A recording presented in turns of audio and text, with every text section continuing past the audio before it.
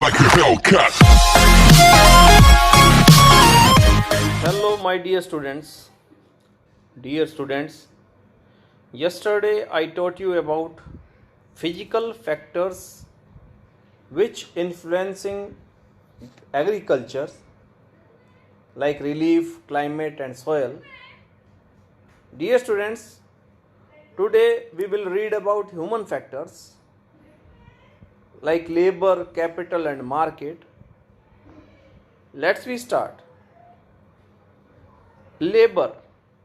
Labor is necessary for agriculture. जो labour है वह एग्रीकल्चर के लिए बहुत आवश्यक है. Human and machine both are forms of labour.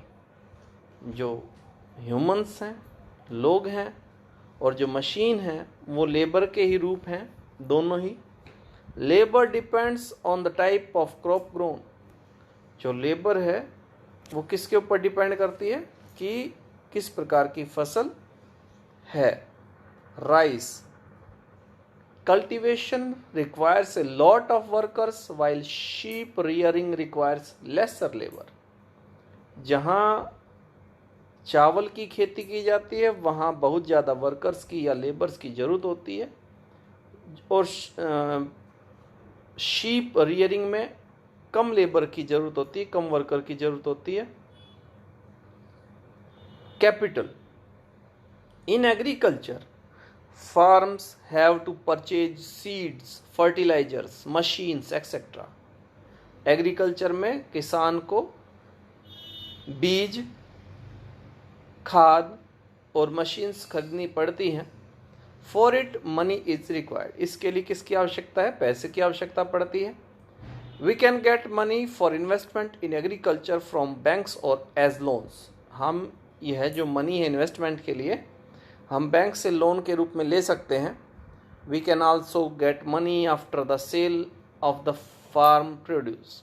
और हम जो हमारे खेत में पैदा होती है उसको बेचने के बाद भी पैसा ले सकते हैं, प्राप्त कर सकते हैं. The last one is market. Market refers to customers who buy agricultural produce. Market ऐसी जगह है जहाँ पर कस्टमर जो होते हैं वो अपना जो एग्रीकल्चर से संबंधित जो चीज़ें हैं वो खरीद सकते हैं. Farmer need to sell their crops and animals. जो फार्मर हैं, किसान जो हैं, वो भी अपनी जो फसलें हैं और जानवर हैं या पशु हैं उनको बेचने की उनको ज़रूरत पड़ती है. Therefore a market close to the areas producing them in necessary.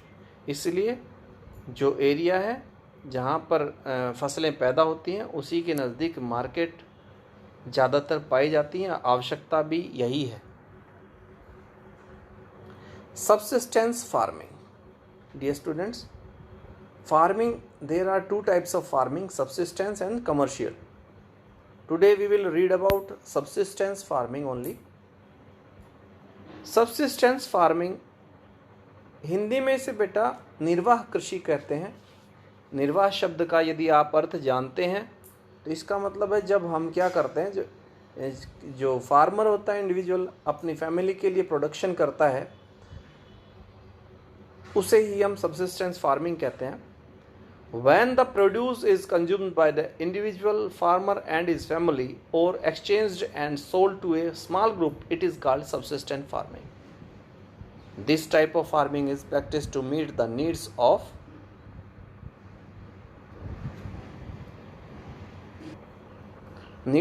the farmer's family. Farmers uses primitive methods to produce a variety of crops. जो फार्मर है वो क्या करते हैं? प्रिमिटिव मेथड होते हैं. डियर स्टूडेंट्स, जो आदिम ज़माने के जो पुराने समय के जो मेथड उनको फसलें उगाने के लिए, पैदा करने के लिए उन्हीं का यूज़ करता है. House hold labour and low level of technology is used. ज़्यादातर जो घर के व्यक्ति होते हैं, लोग होते हैं, वही काम करते हैं और टेक्नोलॉजी का भी कम प्रयोग किया जाता है इसमें। All types of manure and chemical fertilisers are used, इसमें हर प्रकार की केमिकल और फर्टिलाइजर्स या मैन्योर्स यूज़ की जाती हैं। The production is low, production कैसा होता है डियर स्टूडेंट्स, कम होता है। And there is no surplus for sale, अधिशेष कहते हैं बेटा इसको, सरप्लस को बेचने के लिए नहीं बचता है, सरप्लस नहीं होता है।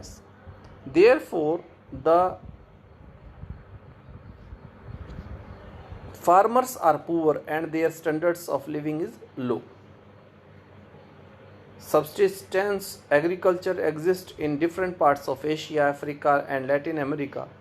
Subsistence farming can be further classified as intensive subsistence and primitive subsistence. जो subsistence farming है बेटा, उसको हम दो भागों में विभक्त कर सकते हैं, इंटेंसिव और प्रिमिटिव। बेटा इंटेंसिव क्या होता है, इंटेंसिव मीन्स होता है बेटा गहन निर्वाह कृषि। गहन निर्वाह कृषि मतलब एक छोटी सी जगह पे ज़्यादा फसल उत्पादन करना।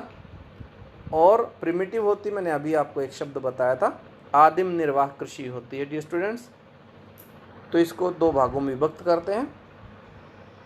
Farm system, agriculture is like a system, input and output process are steps involve in a system. The important inputs involve in agriculture are seeds, input इसमें कुछ क्या किया जाता है, इनपुट क्या किया जाता है, सीड्स हैं, फर्टिलाइजर्स हैं, मशीनरी हैं, लेबर है। Ploughing and sowing, irrigation, weeding and harvesting are the process involve in agriculture.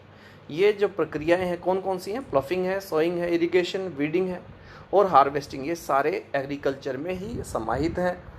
The outputs from the system includes, इसमें से आउटपुट क्या है, crops, wool, dairy and poultry products. We find varying environmental condition in the world, पूरे विश्व में environmental conditions जो हैं वो अलग अलग हैं डियर स्टूडेंट्स।